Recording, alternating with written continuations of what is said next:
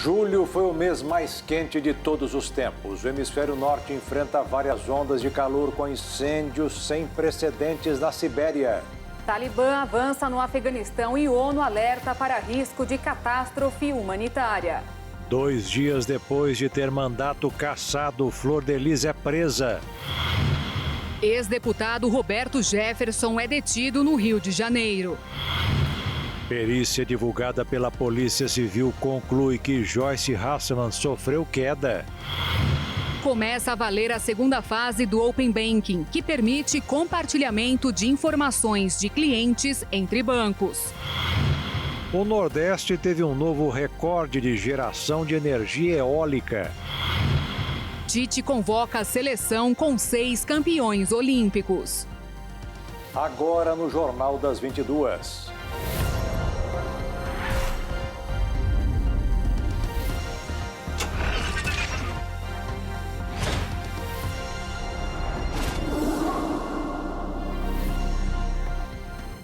Olá, boa noite. Boa noite. A ex-deputada Flor de Lis foi presa no início da noite em sua casa na cidade de Niterói. A Justiça do Rio de Janeiro acolheu o pedido feito pelo Ministério Público do Estado e decretou a prisão preventiva da ex-parlamentar. Ela é acusada de ser a mandante do assassinato do marido, o pastor Anderson do Carmo, em junho de 2019. Antes de ser levada pela polícia, Flor de Lis fez uma live na qual pediu para seus seguidores fazerem uma corrente de oração. Atualmente, Flor de Lis é ré por homicídio triplamente qualificado, tentativa de homicídio, uso de documento falso e associação criminosa armada. Ela foi denunciada em agosto de 2020, mas não podia ser presa por ter imunidade parlamentar. Segundo o MP, além da gravidade da conduta criminosa, a ex-deputada, poucos dias após o homicídio, orientou os demais corréus para que o celular da vítima fosse localizado e suas mensagens comprometedoras fossem apagadas, bem como que fossem queimadas as roupas com possíveis vestígios. Segundo o Ministério Público, a ex-deputada também treinou os outros acusados para mentir e alterar versões já fornecidas em depoimentos à polícia, além de descumprir várias vezes a medida cautelar de monitoramento eletrônico. Nesta semana, a Justiça do Rio de Janeiro negou um pedido feito pela defesa dela para a retirada do equipamento. Além de Flor de Lis, mais 10 pessoas foram denunciadas pelo crime. 7 filhos, uma neta, um ex-policial militar e a esposa dele. Na última quarta-feira, a Câmara dos Deputados aprovou a cassação de Flor de Lis por quebra de decoro. Ela perdeu a imunidade parlamentar e agora vai responder o processo na Justiça Comum. Antes da votação pela cassação, Flor de Lis disse ser inocente no plenário da Câmara e pediu para ser julgada pelo povo. Anderson do Carmo foi morto a tiros dentro de casa na madrugada de 16 de junho de 2019, em Niterói, região metropolitana do Rio de Janeiro. Segundo a investigação, Flor de Lis planejou o homicídio e foi responsável por arregimentar e convencer o executor direto e os demais acusados a participarem do crime sob a simulação de ter ocorrido um latrocínio, que é o roubo seguido de morte. A deputada também financiou a compra da arma e avisou da chegada da vítima no local em que foi executada. A denúncia descreve que o motivo do crime seria o fato de a vítima manter rigoroso controle das finanças familiares e administrar os conflitos de forma rígida, não permitindo o tratamento privilegiado das pessoas mais próximas à Flor de Lis, em detrimento de outros membros da numerosa família. A Polícia Federal prendeu hoje o presidente nacional do PTB, Roberto Jefferson, na casa dele, na região serrana do Rio de Janeiro. Ele foi encaminhado para o presídio de Benfica, na zona norte da capital fluminense. O ex-deputado federal foi encaminhado para o Instituto Médico Legal na capital fluminense antes de seguir para a Superintendência da Polícia Federal no centro do Rio. As ações desta sexta-feira fazem parte do chamado inquérito da Milícia Digital, que é uma continuidade do inquérito dos atos antidemocráticos. A PF também cumpriu mandados de busca e apreensão contra o parlamentar. O inquérito, aberto em julho, investiga o funcionamento de uma suposta milícia digital voltada a ataques à democracia. Nessa investigação, há indícios e provas que apontam para a existência de uma organização criminosa que agia com a finalidade de atentar contra o Estado Democrático de Direito. A ordem de prisão preventiva partiu do ministro Alexandre de Moraes do Supremo Tribunal Federal. Ele também determinou o bloqueio de conteúdos postados por Jefferson em redes sociais e a apreensão de armas e acesso a mídias de armazenamento. Jefferson chegou a postar nesta sexta-feira numa rede social que a PF chegou a fazer buscas na casa de parentes dele. Em nota, o Diretório Nacional do PTB manifestou incredulidade e surpresa com a prisão do presidente da legenda, considerando arbitrária a medida. O Brasil deverá ter um imunizante contra a Covid-19 100% nacional até dezembro. A previsão é do ministro da Ciência e Tecnologia, Marcos Pontes. O ministro de Ciência e Tecnologia e Inovações, Marcos Pontes, se reuniu nesta quinta-feira em Genebra, na Suíça, com a cúpula da Organização Mundial da Saúde. Foi destaque as ações que o Brasil vem realizando no combate à pandemia do coronavírus. O ministro disse que o Brasil vem fazendo um bom trabalho e que o objetivo é compartilhar experiências para ajudar outros países. Nós apresentamos sobre os nossos desenvolvimentos da Rede Vírus MCTI, que é essa rede de pesquisadores que foi montada em fevereiro do ano passado e nos deu toda essa estratégia a ser seguida pelo Ministério, desenvolvimento de sistemas de prevenção, testes diagnósticos, tratamentos, toda a parte de sequenciamento genético feito no Brasil, também a patogênese da doença, desenvolvimento de vacinas e aumento da infraestrutura. É importante compartilhar com eles esses dados, e eles ficaram bastante impressionados, isso é muito bom, para que nós também possamos ajudar com esses desenvolvimentos, compartilhar resultados com outros países. Marcos Pontes apresentou à OMS a evolução nos estudos sobre uma vacina 100% nacional, bem como diagnósticos e tratamentos desenvolvidos. Tanto o Brasil como a OMS ainda apostam no país como uma das bases da expansão de produção de vacinas, principalmente a partir de 2022. A instituição internacional entende que somente um acordo global poderia evitar que outro surto pandêmico abalasse o mundo. Seguimos agora com informações e números da vacinação no Brasil contra a Covid. Com quase 7 meses de campanha de imunização, do dia 17 de janeiro até hoje, dia 13 de agosto, o Brasil aplicou 162.385.852 doses, segundo a Universidade Rice, com informações coletadas com as secretarias de saúde dos estados e do Distrito Federal. Desse montante, 48.980.000 pessoas já estão totalmente imunizadas. O Rio Grande do Sul é o estado com maior proporção da população imunizada com pelo menos uma dose, 52%. Campo Grande, Mato Grosso do Sul, é a capital com maior porcentagem de imunizados com as 2 doses, 52% também. E agora vamos ver o ranking de imunização no mundo. Até hoje, de acordo com a Universidade de Oxford, mais de 4 bilhões e 620 milhões de unidades de vacinas anti-Covid já foram aplicadas. A China lidera a lista com 1 bilhão e 830 milhões de doses aplicadas. Na sequência aparece a Índia, com 523 milhões. Os Estados Unidos, na terceira posição, registram 353 milhões e 800 mil doses aplicadas. Em quarto lugar está o Brasil, que no levantamento de Oxford aparece com 160 milhões de doses administradas. E fechando o ranking dos 5 mais está o Japão, com 108 milhões de vacinas aplicadas até agora.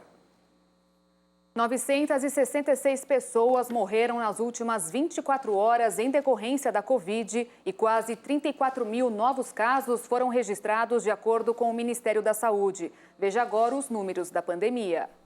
O mundo se aproxima dos 205.960.000 casos confirmados e mais de 4.342.000 mortes registradas.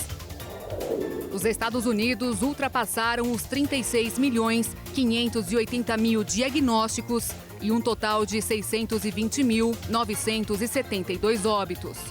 A Índia beira os 32.118.000 pessoas que foram contaminadas. O Brasil soma 20.319.000 testes positivos e registra 567.862 mortes. A França rompeu a barreira dos 6.471.000 contaminações. E a Rússia se aproxima da marca dos 6.469.000 casos de Covid.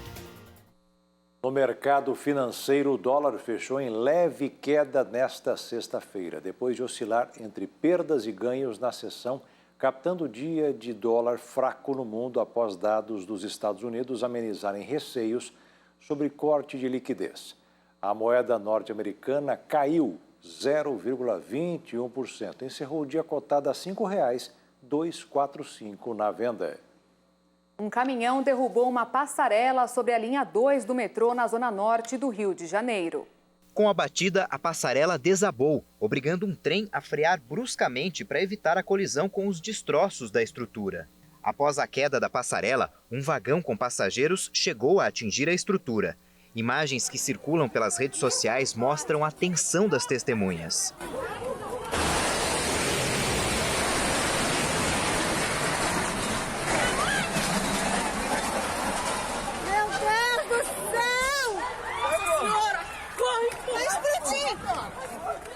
Todos os passageiros foram retirados em segurança da composição. Segundo o Corpo de Bombeiros, não houve feridos. O movimento de operários para a retirada da estrutura da passarela da região foi intenso ao longo da madrugada desta sexta-feira. O Metrô Rio informou que a circulação de trens na linha 2 foi suspensa no trecho entre as estações Colégio e Pavuna, mas foi retomada às 6 da manhã. Segundo os bombeiros, um carro também se envolveu no acidente. O motorista do caminhão falou a uma emissora de TV que foi fechado por um veículo de passeio e, ao desviar, bateu na passarela. Você vai ver daqui a pouco. Open Banking permite compartilhamento de informações entre bancos. E ainda, polícia conclui que Joyce Hasselman sofreu queda.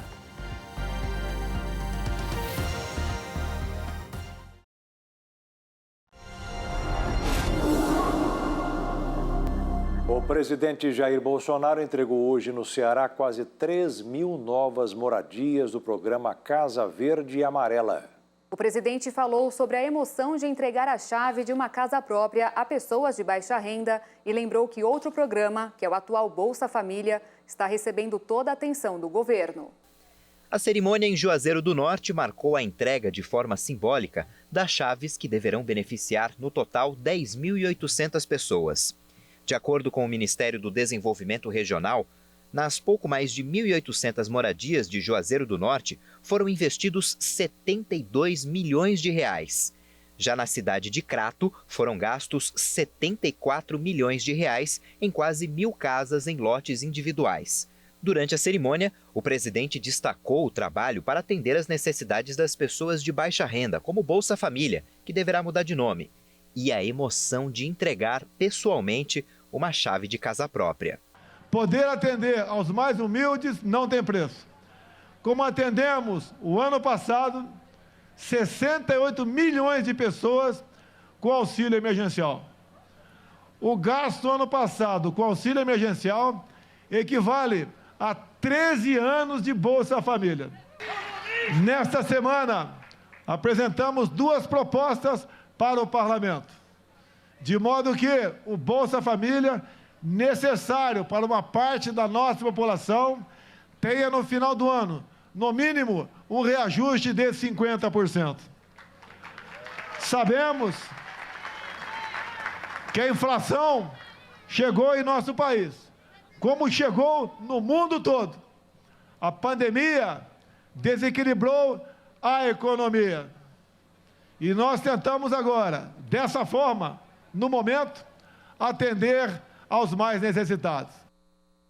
Começou a valer hoje a segunda fase do Open Banking. Segundo o Banco Central, é um sistema que vai facilitar o tráfego dos clientes pelo sistema bancário do país. Em troca de mais informações, eles deverão conseguir transações mais vantajosas.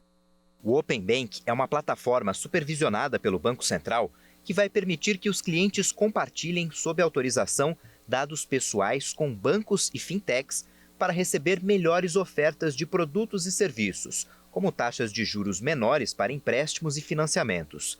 A promessa do Banco Central é a de que haverá segurança total aos clientes. O sistema está sendo implantado em 4 partes. Na primeira, em fevereiro deste ano, as mais de 1.000 instituições que aceitaram participar do novo sistema trocaram informações. Um banco passou a saber tudo que o outro tinha e oferecia. Nesta segunda etapa, é a vez dos clientes que quiserem compartilharem os seus cadastros. O histórico de compras e pagamentos do cartão de crédito, por exemplo, poderá ser acessado por outros bancos ou fintechs que poderão oferecer melhores condições de pagamento às pessoas. Essa é a expectativa do Banco Central, que prometeu que haverá total segurança para todos. Você vai autorizar, você vai decidir por quanto tempo essas informações poderão ser compartilhadas e mais, você poderá decidir quando essas informações deixarão de ser compartilhadas. No dia 30 de agosto, o consumidor terá o direito de sair do ambiente do aplicativo do banco para fazer pagamentos via Pix ou outros sistemas de pagamento. E na quarta e última etapa, no dia 15 de dezembro, passará a ser possível compartilhar dados como operações de câmbio, investimentos, seguros e previdência. Todo o desenvolvimento do Open Bank foi feito seguindo os padrões de segurança da informação, os melhores padrões de segurança da informação. As instituições financeiras ficaram responsáveis de desenvolver todos esses aplicativos, todas essas APIs, e todo o processo foi supervisionado, acompanhado de perto pelo Banco Central do Brasil. A economia brasileira cresceu 1,1% em junho na comparação com maio. Foi o que apontou o indicador de atividade econômica do Banco Central. Em 12 meses, o acumulado é de 2,3%. Enquanto muitos postos de trabalho foram fechados com a chegada da pandemia, a área de tecnologia teve um aumento no número de vagas abertas de 178%. Desde o início da pandemia de Covid, a área de tecnologia já estava aquecida devido à aceleração da digitalização nas empresas. Neste ano, ficou ainda mais, com as empresas mudando a forma de contratação e até mesmo os requisitos para facilitar a contratação de um profissional. Segundo uma pesquisa da plataforma de recrutamento Dick Hunter, muitas companhias decidiram focar em perfis menos experientes para conseguir fechar as posições em aberto. No primeiro semestre, houve um aumento de 344% nas oportunidades para profissionais plenos, que têm experiência de 2 a 6 anos no setor, aumento de 173% para júniors com até 2 anos de carreira e de 131% para desenvolvedores mais experientes, com mais de 6 anos de carreira. Segundo a Associação das Empresas de Tecnologia da Informação e Comunicação, o Brasil forma 46 mil pessoas com perfil tecnológico por ano. E a estimativa até 2024 é que serão necessários 420 mil profissionais na área. Um número que parece distante, considerando que o país tem um grande déficit na formação de profissionais de TI. Termina na segunda-feira o prazo para a inscrição dos aprovados no segundo semestre no SISU, o Sistema de Seleção Unificada. São mais de 62 mil vagas. A inscrição deve ser feita diretamente na instituição pública de ensino superior. Após quase um mês de investigação, a Polícia Civil do Distrito Federal divulgou o resultado da perícia no caso da deputada federal Joyce Hasselmann. A conclusão da 2ª Delegacia de Polícia Civil do Distrito Federal, que investigou as causas dos ferimentos ocorridos na deputada federal Joyce Hasselmann, do PSL de São Paulo, foi de que ela caiu. A perícia indica que a queda foi decorrente dos efeitos do remédio para dormir utilizado pela parlamentar.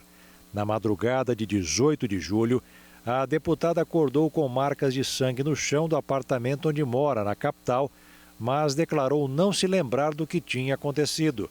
Não ficou evidente elementos que apontassem para a prática de violência doméstica ou agressão por parte de terceiros. O procedimento foi encaminhado ao Poder Judiciário e ao Ministério Público e corre em segredo de justiça. Em nota, a defesa da deputada afirmou que reitera a confiança no trabalho técnico da polícia e que Joyce Hasselmann sempre se colocou à disposição para contribuir para a descoberta da verdade. E você vai ver daqui a pouco o avanço do Talibã no Afeganistão. E veja também, incêndio na Sibéria pode se tornar o maior do mundo.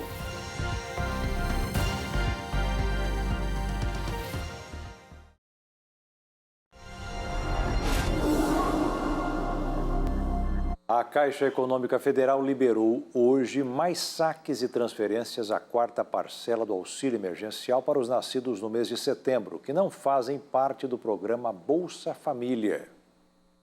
A Nacional de Defesa do Consumidor, ligada ao Ministério da Saúde, oferece 19 cursos de capacitação de educação financeira e relações de consumo. As inscrições estão abertas até o dia 23. 19 cursos de capacitação nas áreas de Direito do Consumidor e Educação Financeira estão com inscrições abertas até o dia 23 de agosto. Qualquer pessoa que tenha mais de 16 anos pode se matricular. Tudo é feito pela internet no site da Escola Nacional de Defesa do Consumidor. Após a conclusão do curso, os participantes receberão um certificado emitido pela UNB, Universidade de Brasília. Quem já fez o curso recomenda. Também pude perceber que existem formas, de fechar bons acordos com o banco, com cartão de crédito e que pagar, as nossas faturas em dias também é muito importante. Então, hoje, o curso ele é muito importante porque realmente ele mudou a minha relação com o dinheiro, a minha relação como eu invisto o meu dinheiro também. Ele tem sido muito útil e eu tenho percebido que na questão do orçamento familiar mudou bastante. Meu marido, inclusive, tem me elogiado porque eu tenho usado o aprendizado que eu tive durante o curso dentro da minha casa. E nós podemos ter acesso a aprendizagens que nós não tivemos a oportunidade de tê-las na nossa educação básica. Os cursos são oferecidos pela plataforma virtual da Escola Nacional do Consumidor, órgão vinculado ao Ministério da Justiça e Segurança Pública. O objetivo é capacitar os participantes para lidar melhor com o dinheiro e com as relações de consumo. Destaque para as aulas de educação financeira que ajudam a organizar as contas domésticas. Eu aprendi muitas coisas nessa trilha, formada por 3 módulos. Eu aprendi primeiro que é muito importante organizar as nossas despesas, dividindo em despesas fixas, variáveis e as eventuais. Além disso, também é muito importante ter uma boa relação com o nosso dinheiro, E que as questões emocionais impactam muito nos nossos gastos. Pude perceber que várias compras que eu fazia eram mais voltadas por questões emocionais do que por necessidade. Entre as capacitações oferecidas estão práticas abusivas, consumo seguro e saúde e elaboração de projetos. Nós temos 19 cursos sendo ofertados, são cursos gratuitos, cursos que podem ser realizados à distância, que têm certificado também da Universidade de Brasília, cursos que vão desde o básico da proteção e defesa do consumidor, que também tratam de práticas abusivas, de planejamento orçamentário. Então eu convido vocês, porque existem ali cursos voltados para a educação financeira e cursos que estão voltados para justamente tanto os consumidores entenderem seus direitos e deveres e os fornecedores também aprenderem melhor como atender os consumidores, sabendo garantir os direitos dos consumidores. Então conheçam os cursos da nossa escola, façam suas inscrições. Nós já tivemos mais de 20 mil inscritos no início deste ano, queremos ter muito mais ao longo deste ano de 2021. No primeiro semestre do ano, a Escola Nacional de Defesa do Consumidor matriculou 27 mil pessoas. Novas capacitações são oferecidas periodicamente. Basta acessar o site para acompanhar. E os Estados Unidos autorizaram a aplicação de uma 3ª dose das vacinas contra a Covid da Pfizer e da Moderna em pacientes que receberam transplantes e pessoas com problemas imunológicos. Mas a Agência Reguladora de Medicamentos afirmou que outras pessoas já totalmente vacinadas estão adequadamente protegidas. A Administração Nacional dos Oceanos e da Atmosfera dos Estados Unidos informou que julho foi o mês mais quente já registrado no planeta. A temperatura combinada no mundo foi de 16,7 graus Celsius, quase 1 grau acima da média do século passado. No hemisfério norte, várias regiões estão sendo castigadas por ondas de calor. Um incêndio que atinge a Sibéria, na Rússia, pode se tornar o maior já registrado no mundo, segundo especialistas do Greenpeace. Milhares de socorristas e bombeiros tentam conter o fogo que se alastra pela República de Sarrá, a maior e mais gelada da região russa. Além do fogo, a fumaça se espalha por áreas enormes. Na vasta região siberiana da Rússia, as chamas já queimaram mais de 9 milhões de hectares, uma área do tamanho de Portugal, de acordo com a Agência Florestal Russa. O chefe de uma região da Sibéria pediu aos moradores que fiquem em casa. A região de Sarrá registrou uma alta de 3 graus na sua temperatura anual desde o início do século XX. Os incêndios são até comuns nessa época do ano, mas os especialistas apontam que o que está sendo registrado em 2021 é anormal, tanto em extensão de área como de intensidade. A onda de incêndios neste ano é considerada uma das mais graves em todo o mundo, seja na Rússia, nos países do Mediterrâneo ou nos Estados Unidos. O Talibã já domina mais da metade das províncias do país. A ONU alertou que a situação se encaminha para uma catástrofe humanitária. A Organização das Nações Unidas alertou que a violência no Afeganistão, com o avanço do domínio dos talibãs, pode se tornar uma catástrofe sem precedentes. O número de vítimas das hostilidades crescentes é imenso. A missão de assistência das Nações Unidas alertou que, sem uma redução significativa da violência, o Afeganistão está prestes a testemunhar maior número de vítimas civis documentadas em um único ano desde o início dos registros da ONU. Os insurgentes talibãs continuam em sua conquista de territórios no Afeganistão e avançam em direção a Cabul. Há combates em todas as províncias do Afeganistão e a situação está em crise. Os afegãos estão esperando e têm sede de paz. Não esperávamos por um aumento dos conflitos no país. A situação está pior agora em todos os lugares do Afeganistão. Se continuar assim, os talibãs vão vir para Cabul. Mas tudo o que os afegãos querem é paz e o fim da guerra. Os Estados Unidos e o Reino Unido já organizam uma evacuação de emergência de seus cidadãos e pessoal diplomático. Em questão de dias, o governo afegão perdeu o controle da maior parte do país. Agora, os insurgentes controlam quase metade das capitais provinciais, a maioria delas dominada em apenas uma semana. Nesta sexta-feira, os talibãs conquistaram facilmente Firozó, capital da província de Gor, e Pulial, capital da província de Logar, a apenas 50 quilômetros de Cabul. Praticamente todo o norte, oeste e sul do país já estão sob o controle dos talibãs. O governo ainda tem controle de 3 grandes cidades: Cabul, Mazar-e-Sharif e Jalalabad. Os talibãs iniciaram a ofensiva em maio, com o início da retirada das tropas estrangeiras, 20 anos após o início da intervenção para tirar os extremistas do poder. A União Europeia reduziu o número de dias em que é permitido pescar no Mediterrâneo. Quem depende dessa atividade reclamou. Ministros da economia de países europeus concordaram em reduzir em 7,5% a quantidade de dias em alto mar para barcos de pesca da Itália, França e Espanha no mar Mediterrâneo. O objetivo dos governos desses países é preservar os recursos naturais. Dessa forma, os barcos têm 183 dias por ano para pescar. Quem trabalha nessa atividade reclama que assim fica mais difícil cobrir os custos com manutenção e com as equipes. Esse capitão de um barco de pesca acha que o limite de dias vai destruir a atividade a longo prazo.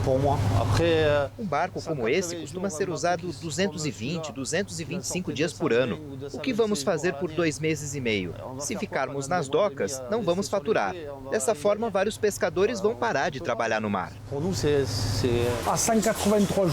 Esse presidente de um comitê de pescadores do sul da França disse que a medida é catastrófica. Conta que na região dele, cerca de 20 barcos vão parar de dar lucro. Os pescadores temem que as autoridades europeias reduzam novamente o número de dias para a pesca. E veja a seguir: protocolo da CBF traz regras para voltar as torcidas aos estádios. E ainda, técnico da Seleção Brasileira de Futebol convoca 6 campeões olímpicos.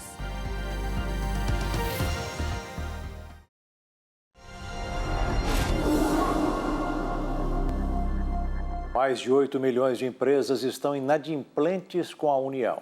E para ajudar os empreendedores a encontrarem a melhor forma de negociar e quitar as dívidas, o Sebrae está dando uma forcinha. Segundo a Receita Federal, 8 milhões de empresas estão inadimplentes no Brasil. Até julho deste ano, o saldo devedor destes CNPJs ultrapassou 121 bilhões de reais. Isso sem contar os débitos que já foram enviados à dívida ativa e são administrados pela Procuradoria-Geral da Receita. Para ajudar os empreendedores que estão endividados a encontrar a melhor forma de negociar os débitos, o Sebrae criou uma página dedicada a explicar cada um dos programas abertos pelo governo federal que oportunizam a regularização de dívidas. O governo federal tem alterado o modelo de renegociação das dívidas tributárias junto aos empresários. Se antes o modelo era baseado em leis específicas que definiam critérios de renegociação, condições e tudo mais, hoje a Procuradoria-Geral da Fazenda Nacional tem feito um portal chamado Regularize, onde disponibiliza todas as condições de forma fácil, uma linguagem simples e de forma totalmente automatizada. O empresário local entra no portal e já identifica quais são as condições adequadas para a sua situação. É para isso que o Sebrae fez uma página no portal do Sebrae chamado para renegociação de dívidas, onde ele orienta os empresários sobre as vantagens desse acesso, qual o passo a passo para ele poder renegociar suas dívidas junto à Fazenda Nacional e também conecta com o nosso portfólio de soluções, onde ele vai ter lives com especialistas explicando as possibilidades de renegociação, conteúdos disponíveis para serem baixados e consumidos. Ele identifica o melhor ponto e canal de atendimento, seja um ponto de atendimento presencial, central de relacionamento com o cliente, nosso Fale com o especialista, para que ele busque orientações mais específicas caso ele tenha alguma dúvida, ou até mesmo acessar nossos cursos, em especial os cursos de gestão financeira, que permitam com que ele entenda melhor quais são os ganhos que ele tem ao recapitalizar a sua empresa e estabelecer um novo modelo de gestão para o seu negócio. A maioria dos programas de negociação de débitos tem prazos definidos, então é importante ficar atento. Para o contencioso tributário, modalidade em que o contribuinte pode negociar débitos em discussão administrativa ou judicial acerca do pagamento de participação de lucro a empregados e diretores, o prazo de adesão é até o fim deste mês, dia 31 de agosto. Também tem o programa de retomada fiscal, com várias ações para pequenos e grandes empresários, além da transação para o setor de eventos, que deve ajudar a reduzir o endividamento de empresas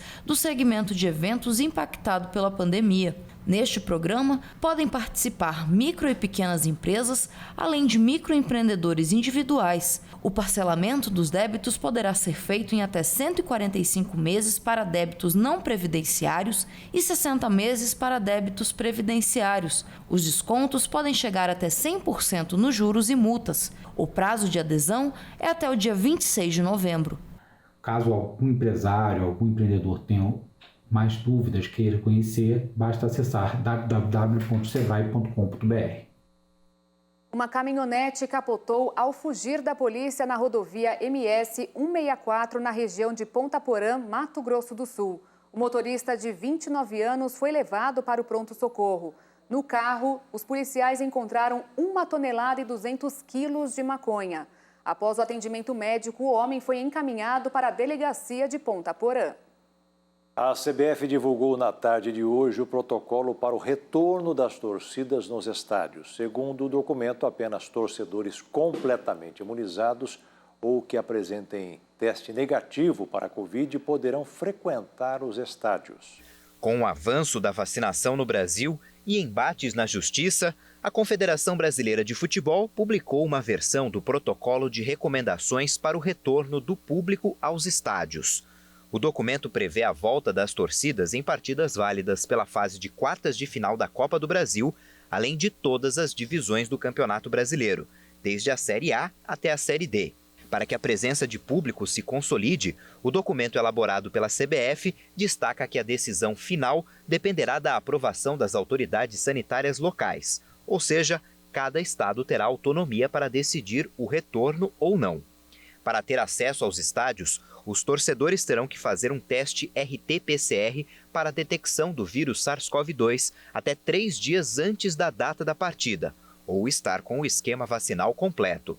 Além disso, o protocolo exige que a capacidade de lotação do estádio seja feita por um cálculo entre a taxa de incidência do vírus, taxa de mortalidade nos últimos 14 dias e letalidade global do vírus. A CBF garante ainda que a venda dos ingressos será feita por um sistema virtual, em que o comprador precisará registrar os documentos necessários, como o cartão de vacinação ou o teste negativo.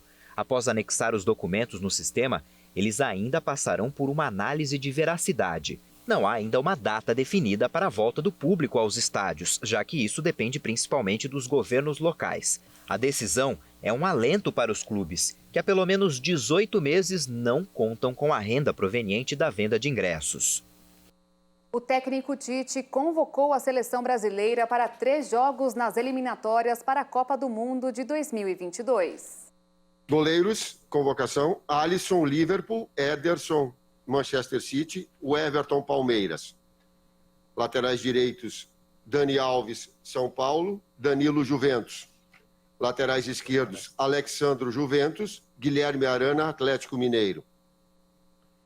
Zagueiros: Éder Militão, Real Madrid; Lucas Veríssimo, Benfica; Marquinhos, Paris Saint-Germain; Thiago Silva, Chelsea. Meio-campistas: Bruno Guimarães, Lyon; Casemiro, Real Madrid; Claudinho, Zenit, mas pelos trabalhos realizados pelo Bragantino, que está sendo convocado por isso. Everton Ribeiro, Flamengo; Fabinho, Liverpool; Fred, Manchester United; Lucas Paquetá, Lyon. Atacantes: Firmino, Liverpool; Gabriel Barbosa, Flamengo; Gabriel Jesus, City; Matheus Cunha, Hertha Berlim; Neymar, PSG; Rafinha, Leeds United e Richarlison, Everton. Uma das novidades da lista é a presença do lateral direito Daniel Alves, de 38 anos. Além dele, outros 5 campeões olímpicos foram convocados: Guilherme Arana, Bruno Guimarães, Claudinho, Matheus Cunha e Richarlison. Mas a grande surpresa fica por conta da convocação do Rafinha, meio-campista do Leeds United da Inglaterra, que foi chamado por Tite pela primeira vez. O Brasil entra em campo no dia 2 para enfrentar o Chile em Santiago. No dia 5 encara a Argentina na Neoquímica Arena em São Paulo. Por último, no dia 9 enfrenta o Peru na Arena Pernambuco, no Recife. O Brasil lidera as eliminatórias com 100% de aproveitamento. São 6 vitórias em 6 jogos. E agora um momento de reflexão. Na live das 15 horas, o pastor Josias Cruz disse que a pessoa que é boa age como o próprio Deus e será recompensada, porque fez um bem a partir de um coração entregue ao Senhor. Vamos ver Barnabé, que é um exemplo de pessoa boa. Atos capítulo 11, versículos 23 e 24 diz assim: o qual, quando chegou e viu a graça de Deus, se alegrou e exortou a todos para que permanecessem no Senhor com propósito do coração. Quando a gente vê a graça de Deus, quando a gente tem uma experiência com Cristo de verdade, a gente quer compartilhar, a gente quer falar para todo mundo, a gente quer que as pessoas vejam, creiam, sigam esse Deus que eu conheci, que salvou a minha casa, que salvou a minha família, que impediu meu pai de estragar o casamento dele, se apaixonando pela vizinha. Pastor Josias, foi? Foi Deus. Aí Deus faz, entra na nossa casa, muda esse pensamento do meu pai, tira esse pensamento pecaminoso.